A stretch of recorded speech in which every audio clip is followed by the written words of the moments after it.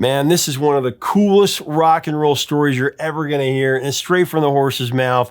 Struggling to stay faithful to his wife while on the road, today's featured musician, legend, wrote a mournful love ballad backstage at one of his concerts to clarify his feelings. However, when he got the song to the studio, his producer increased its tempo and it turned the song completely on its head, and the artist hated it. That's until he saw how audiences reacted to it. His fans, they went crazy for it. And with his deep baritone voice rumbling like a train down the tracks, it's no surprise this song shot straight to #1. Today, we're not only giving you the story behind this legendary hit, but we also have an interview with another musician who teamed up with this artist to record an entirely new version of this track, and we get a historic account of one of the most important stories that you're ever going to hear. It's going to blow your mind, coming up next on Professor of Rock. Hey music junkies, Professor of Rock, always here to celebrate the greatest artists and the greatest songs of all time, especially today. You know, if you remember buying candy cigarettes as a kid, you're going to dig this channel of deep musical nostalgia. My kids just did it the other day. They found some 80s candies. Make sure to subscribe below right now so you're the first to know when our interviews drop. Click the bell and all that good stuff. And also check us out on Patreon. We have a lot of interviews going up on there, full-length interviews. That helps us keep it a daily channel. So it's time for another edition of our series, The New Standards. This is a show that, of course, takes an in-depth look into songs that transcend genre, decade, fads, the whole thing. Songs that are monumental touchstones in our culture and within our society. Today, though, it's an absolute no-brainer as we walk in the footsteps of the man in black, the great one. I'm talking about the incomparable Johnny Cash. I'm going to give you the story behind one of his most beloved songs, I Walk the Line. I walk the line. But stick around for an exclusive interview that is going to blow your mind on a story that is not known about this legend. So after being honorably discharged from the Air Force in 1954, Johnny Cash married his sweetheart Vivian Liberto. The two settled in Memphis, Tennessee, where Johnny enrolled at the Keegan School of Broadcasting. He was aiming for a career in radio. Now, while going to school, Johnny Cash also got a job selling appliances door to door. You might remember that from the movie. I'm from Home Equipment Company over on Summer, and we have a lot of... It wasn't a good match, though. Johnny was no slick salesman. He just didn't have the heart to pressure clients into buying his wares. However, Johnny would soon discover his calling, thanks to his brother, Roy. Roy worked at an automotive sales garage, and two of the mechanics there were novice musicians. Their names were Luther Perkins and Marshall Grant. Now, Roy, he made some introductions, and the three of them hit it off. They decided to form a band. All of them played the acoustic guitar. But Johnny Cash soon realized that if they wanted to get anywhere with their music, they had to diversify. So Luther, he took up the electric guitar, and Marshall, the upright bass. And then Cash, he stuck with the rhythm guitar. He did most of the singing, of course. After some rather humble public performances, Johnny Cash set his mind on recording a record with Sam Phillips of Sun Records. Sam Phillips, of course, had already gotten a lot of publicity producing none other than the king himself, Elvis Presley. So Johnny Cash contacted Phillips and he asked him for an audition. But from there, things got a little murky. Accounts vary about what happened next exactly. One version, Johnny Cash called up Phillips and told him he was a gospel singer. Phillips replied that he couldn't sell gospel and to try him again with something more commercial. Another story where Cash got that same response, but only after playing a gospel song in the studio with Marshall and Luther. And then there is Johnny Cash's own autobiography, which has him flying solo for that first audition. I think that would probably be the most accurate. Although various players may have remembered it differently, all the stories converge with Cash, Luther, and Marshall playing for Sam Phillips in the studio.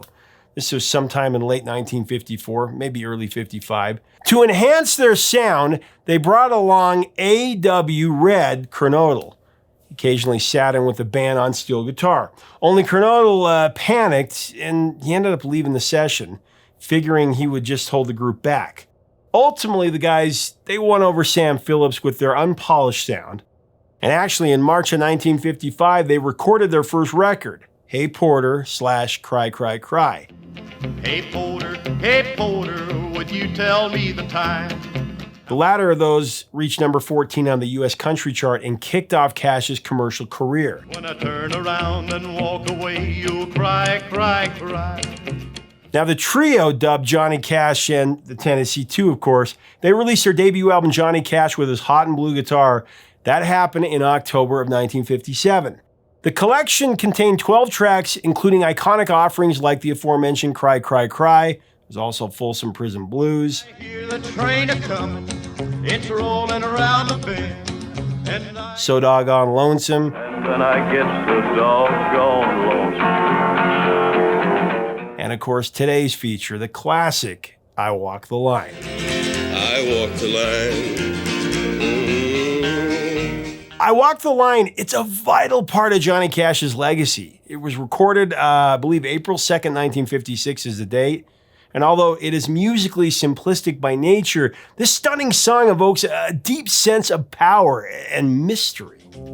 I keep a close watch on this heart of mine.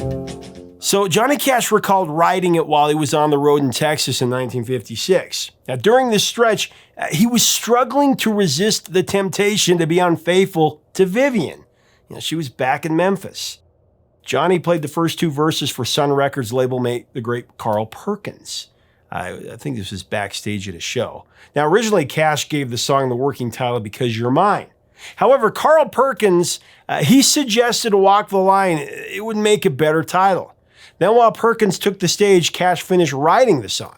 He said it came fast and easy, almost without any conscious thought.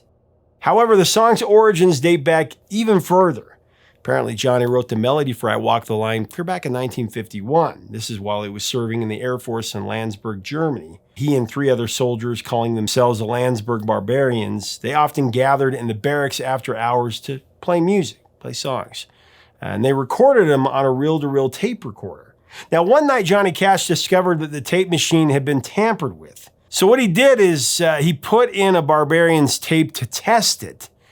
And that's when he heard a strange sound. A haunting drone that he said sounded like spooky church music. Now, eventually, Cash figured out that he was hearing Barbarian guitar chords playing backwards. That drone and those bizarre chord changes, they stuck with him for years. Later, that became the melody of I Walk the Line. Keep my eyes wide open all the time. I keep the... Now, Johnny Cash originally intended the song to be slow and, sentimental. Really a love song for his Vivian. But while he was in the studio, Phillips, he talked to Johnny into increasing the pace of the song. Said Johnny Cash about it, I made a love song out of it. It was meant to be a slow, mournful ballad. But then Sam Phillips had us pick up the tempo until I just didn't like it at all.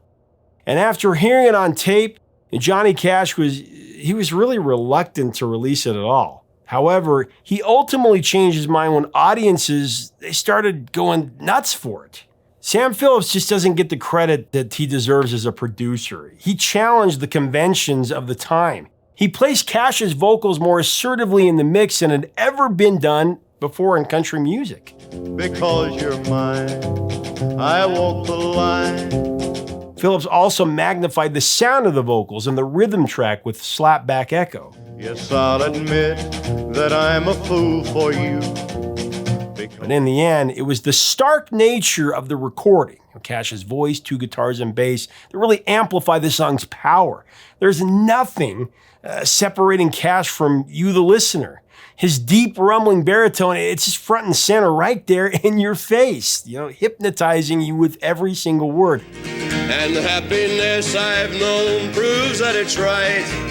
Just drawing us effortlessly into this tell. And one part solo, most baritones struggle with it. You give me cause for love that I can't hide. Bob Dylan, one of the greats himself, he called I Walk the Line one of the most mysterious and revolutionary songs of all time. He said it is a song that makes an attack on your most vulnerable spots. Sharp words from a master. I don't think there's any way you can argue with that. I Walk the Line, it's just incredible. Now, it was released on May 1st of 56. It went to number 1 on the U.S. country chart, and it also went to number 17 on the U.S. pop charts. I Walk the Line, it's Cash's second most streamed song on YouTube and Spotify, comes in just behind 2002's Hurt. What have I become? And just ahead of Ring of Fire. And it burns, burns, burns, the ring of fire. Through the years, I Walk the Line has appeared in a ton of movies and TV shows. Just to name a few: Chicago Hope, Nikita, Big Love, there's The Wire, I'm Still Here, Grey's Anatomy, and Ozark. And of course, if we're talking media, gotta talk about the 2005 Johnny Cash biopic, Walk the Line, starring Joaquin Phoenix as the Man in Black himself. He was nominated for an Oscar for it, should have won. Reese Witherspoon as June Carter. Hello, I'm Johnny Cash. The movie was released on the heels of Johnny Cash's passing in 2003, and it ranked in a slew of awards. Golden Globe for Best Motion Picture, just to name a few. As far as covers go, I Walk the Line has been performed by Bob Dylan, Paul Simon, Elvis, Tommy James and the Shondells, Jerry Lee Lewis, Willie Nelson. I walk the line. The Everly Brothers, The Who, David Bowie, Dolly Parton, Randy Bachman, Chris Isaac, Bruce Springsteen, Live, U2, Keith Urban, The Replacements, Nirvana, even Leonard Nimoy has done it. Because you're mine, I walk the line. And then, of course, Roseanne Cash, she's done it as well. I keep a close watch on this heart of mine. But I have to mention I Walk the Line Revisited by Rodney Crowell and Johnny Cash. Walk the line. I keep a close watch on. This is one of the most important stories in rock history, and many people don't know this. Crowell wrote this song about how Johnny Cash's I Walk the Line changed his life when he first heard it as a kid. Crowell would later marry Cash's daughter Roseanne from 79 to 92 and produced much of her early work. Crowell actually recorded the song with the Man in Black himself, having him sing the chorus from I Walk the Line for the song I Walk the Line Revisited. 'Cause you're mine, I walk the line. So in essence, Rodney Crowell's father-in-law was the Man in Black, Johnny Cash. I Walk the Line Revisited was released as a single in 1998, and it peaked at number 61 on the U.S. Billboard Country Chart on November 28th. But here's the thing, it would have been a number one hit, and that's what this next story is about. So I'm really honored to share this mini documentary on this 2000 duet between Johnny Cash and Rodney Crowell. It contains an important revelation about the song. But before we show it, I gotta kind of set this story up, give you some conjecture. It's hard to fathom now, but in the early 90s, Johnny Cash was without a label. He'd been dropped by Columbia years before that. He was also largely absent from country radio. Enter legendary producer Rick Rubin, of course, founder of Def Jam Records. Rick was coming from a time where he had produced some of the greatest of the late 80s and early 90s. I mean, there's Public Enemy, the Beastie Boys, Run DMC, Slayer, and Red Hot Chili Peppers, just to name a few. Rick signed Johnny Cash to his own American Recordings label, and they recorded the first two albums of the American Recordings series. They selected songs from a range of artists. There was Tom Waits and Tom Petty, Leonard Cohen, Soundgarden, and Danzig, just to name a couple. Gave me the number when I was young. The collaboration with Rick Rubin rejuvenated Johnny Cash's career, and it introduced his genius to a whole new generation. It not only put him back on the charts and brought him universal praise from the critics, but he also won several Grammys, including Best Country Album for his 1996 record, Unchained. Gonna break my rusty cage and run. I'm gonna break. This was really ironic, since country radio gave the American Recording series zero support. They stubbed Cash for the likes of the trendy sounds coming from younger artists. This is where it gets really interesting. So Rick Rubin would fire off a shot that would be heard across the nation when he paid $20,000 to run a full-page ad in Billboard magazine that featured a photo of Cash, hoisting up his middle finger angrily, along with this text: American Recordings and Johnny Cash would like to acknowledge the Nashville music establishment and country radio for your support. Now, of course, this photo was taken many years before by the renowned music photographer Jim Marshall during the legendary Santa Quinn prison concert that happened in 1969.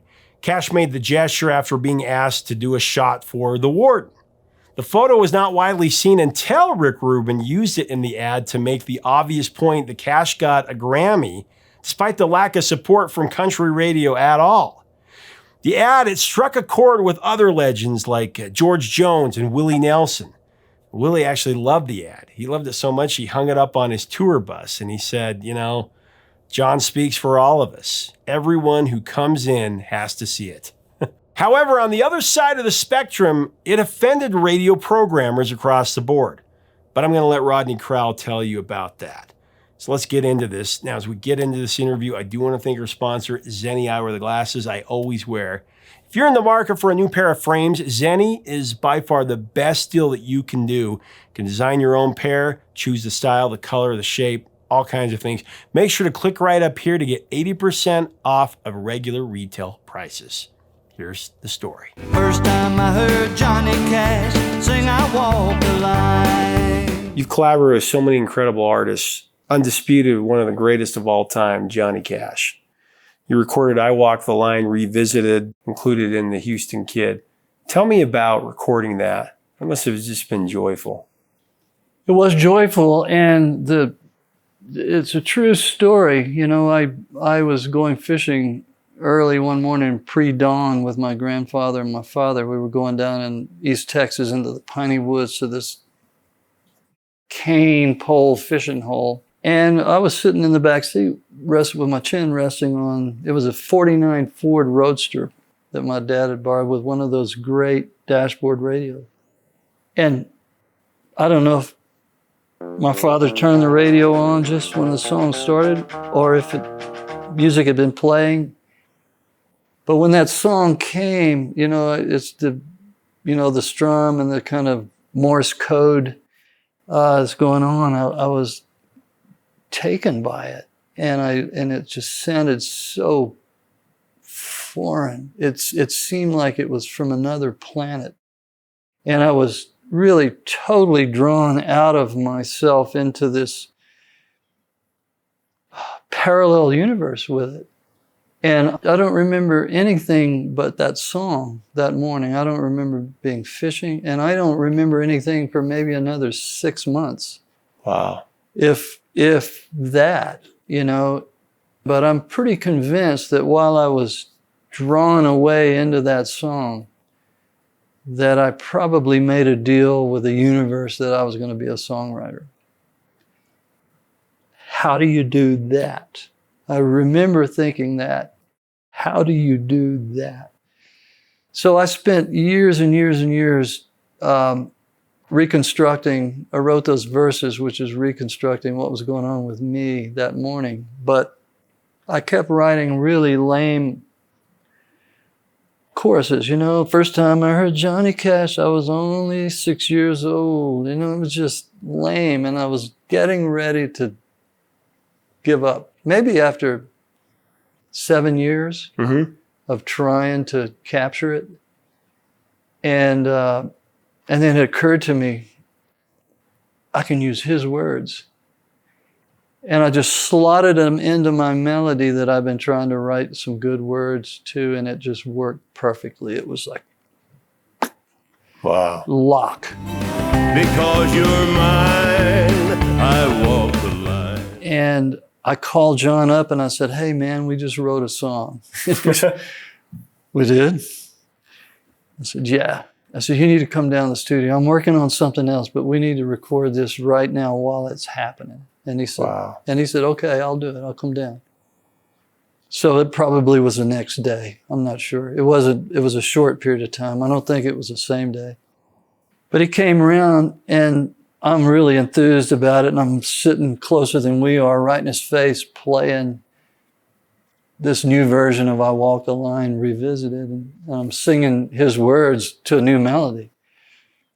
And I'm unaware that what I'm asking of him to do, and he's taking this in, and finally he says, son, you got a lot of damn nerve changing my melody. Because that's when I realized he was coming to the studio thinking he was going to sing right. a version of the song that he'd been singing for 40 years. And I said something smart alecky like, yeah, you're just the man to do it. And we'd already recorded the track. And so he was kind of, you know, a little angry with me about it, but it worked really well. He went out in the studio, did a take, and he said, let me do another one. And he did another, and he just killed it. And he looked at me and he said, will that do? And I said, that'll do beautifully. And he came in, he listened to it, and this sounds name dropping, but it's a good story. It just so happened that Bonnie Raitt knew we were in there somehow. She came in, and right when we were playing it back, what we just recorded, and she had a great line, and she said, God, it sounded like you were in there taking Viagra when you recorded that. I said, yes, it did. It sounded like that. That was a man in there singing that. Walk the line. As sure as night is dark. So that's how that came. But I'll tell you something. A really unfortunate situation. I had lunch with, I don't remember this guy, you know, the radio consultant guy. I was having lunch with him. And his words to me, he said, you know what? I Walk the Line Revisited is a hit record. It's a hit song played on the radio. The radio is going to light up. People are going to phone in. It is a smash record. And I'm sitting there going, yeah, man. He says, I'll never get it played. I said, you'll never get it played. He says, no, I'm not going to get it played. And I said, you just told me it was a hit record. And he said, do you remember Johnny Cash giving country radio the finger? Oh, you know, man. the picture? Yep. He said, payback, brother. Oh. It was one of the most crushing things that ever happened. It's like, he wouldn't play a record that he knew that the audience was going to love because somebody took, that picture wasn't taken specifically for John to give the finger to country radio. Right. Somebody put that together, and that was at a time when country radio had totally forgotten about the hero that he was. And I don't know that I've ever told this story publicly, but I don't remember who the radio consultant, but I hope he sees this, and I want to say to him right now, shame on you. Because you're mine, I walk the line. Thanks so much for watching. Wasn't that amazing? Leave us a comment about The Man in Black and I Walk the Line. What are your memories of the song? What are your thoughts about this story, about Johnny being blackballed from radio? It's just so cool. Let's have a great discussion about one of the greatest legends ever. If you like our content, we invite you to subscribe below. Until next time, 3 chords and the truth, my friends.